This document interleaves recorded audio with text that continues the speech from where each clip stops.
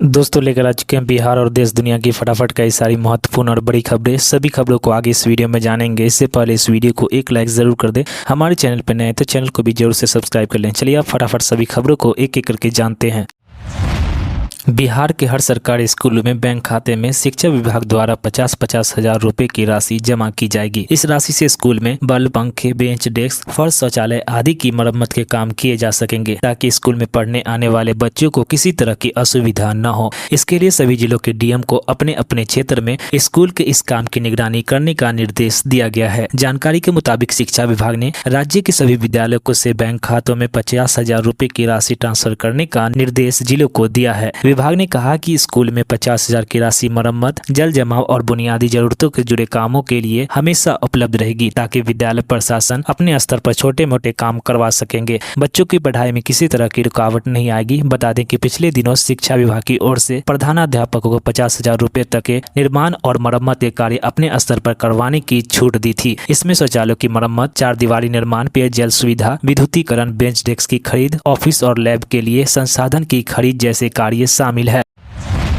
नरेंद्र मोदी सरकार के तीसरे कार्यकाल की सबसे बड़ी योजना एक देश एक चुनाव का नीतीश कुमार की पार्टी जनता दल यूनाइटेड ने समर्थन कर दिया है। जदयू ने सोमवार को मोदी के प्लान का समर्थन करते हुए कहा, इससे नीतियों में निरंतरता बनेगी और बार बार चुनाव होने में होने वाली परेशानियों से बचा जा सकेगा। मौजूदा लोकसभा में राष्ट्रीय जनतांत्रिक गठबंधन यानी कि एनडीए की अहम सहयोगी जदयू का यह बयान ऐसे समय पर आया है जब केंद्र सरकार के सूत्रों ने रविवार को कहा कि भारतीय जनता पार्टी की अगुवाई वाली सरकार इस कार्यकाल में ही एक देश एक चुनाव को लागू करेगी। सूत्र ने भरोसा जताया था कि इससे सभी दलों का समर्थन मिलेगा। जदयू के राष्ट्रीय प्रवक्ता राजीव रंजन प्रसाद ने एक वीडियो जारी कर कहा कि एक देश एक चुनाव पर उनकी पार्टी और राजग की राय एक समान है। बता दें कि उन्होंने कहा कि हम मानते हैं कि इसमें देश में नीतियों की निरंतरता जारी रहेगी। बार बार होने वाले चुनाव से विकास की योजनाओं की गति अवरुद्ध होती है और अन्य परेशानियां भी आती है, इनसे निजात मिलेगी। जदयू प्रवक्ता ने कहा कि इससे मतदाता बड़ी संख्या में मतदाता केंद्र पर आएंगे और विकास कार्य भी निर्बाध गति से जारी रहेंगे। उन्होंने कहा कि विकास योजना को आगे लेकर केंद्र सरकार के जो फैसले हैं उनका क्रियान्वयन इसके बाद बेहतर तरीके से किया जा सकेगा। भाजपा के अलावा तेलुगु देशम पार्टी यानी कि टीडीपी के बाद जेडीयू राज्य का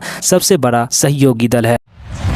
बिहार में पुलों के ढहने और क्षतिग्रस्त होने का सिलसिला थमता नहीं दिख रहा है। अब जमुई में बरनार नदी पर बना बेली पुल एक तरफ झुक गया है, जिसके चलते पुल पर पूरी तरह से आवागमन ठप हो गया है और अधिकारी निरीक्षण करने पहुंचे हैं। दरअसल बेली ब्रिज पर एक पिलर धंसने से पुल एक तरफ झुक गया है, जिससे कि अफरा तफरी का माहौल बना हुआ है। लगातार हो रही बारिश के चलते पुल क्षतिग्रस्त हुआ है। आपको बता दें कि बीते साल बरनार नदी में सोनो चुरहद घाट पर बने कॉजवे के क्षतिग्रस्त होने के बाद उस रूट पर आवागमन व्यवस्था बहाल करने के लिए बनाए गए बेली पुल पर ही अस्तित्व पर भी खतरा मंडराने लगा है। बीते कई दिनों से हो रहे लगातार वर्षा से बरनार नदी में बाढ़ आ गई है। तेज बहाव के कारण बेली पुल एक तरफ झुक गया है। वाहनों की आवाजाही के दौरान पुल में कंपन हो रहा है। बेली पुल के क्षतिग्रस्त होने की सूचना पर जिला प्रशासन सक्रिय हो गया है। सूचना के बाद एसडीएम अभय कुमार तिवारी स्थानीय अधिकारियों के साथ सोमवार को बेली पुल का निरीक्षण कर स्थिति का जायजा लेने पुल पर पहुंचे। निरीक्षण के बाद किसी भी प्रकार के खतरे को ध्यान में रखते हुए एहतियात के तौर पर बैरियर लगाकर पुल पर आवागमन पूरी तरह से ठप कर दिया गया है। डीएम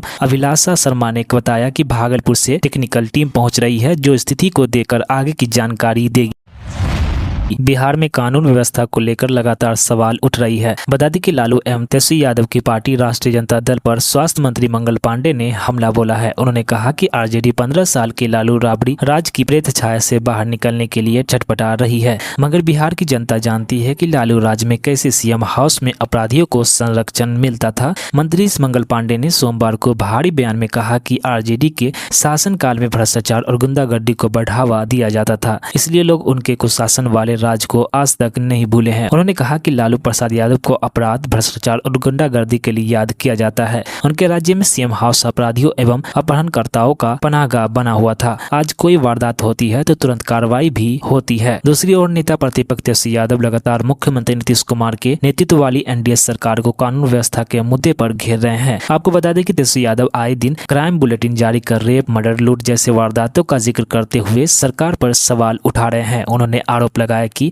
राज्य में अपराध लगातार बढ़ रहे हैं और सीएम चुप बैठे हुए हैं। तेजस्वी के इन आरोपों पर पलटवार करते हुए विजय कुमार चौधरी ने सोमवार को कहा कि आंकड़े बता रहे हैं कि अपराध कम हुए हैं, मगर सबसे बड़ी बात यह है कि बिहार में अब कोई अपराध होता है तो 3 दिन के अंदर उसका खुलासा कर अपराधी गिरफ्तार कर लिए जाते हैं। यही सुशासन की पहचान है। तेजस्वी यादव को यह नहीं दिख रहा है। तो दोस्तों, इसके साथ ही खबर समाप्त होती है और भी ऐसी खबरों के लिए इस वीडियो को एक लाइक जरूर कर दें। हमारे चैनल पर नए हैं तो चैनल को भी जरूर से सब्सक्राइब कर लें। तो मिलते हैं अगली खबरों में, तब तक के लिए जय हिंद, जय भारत, जय बिहार।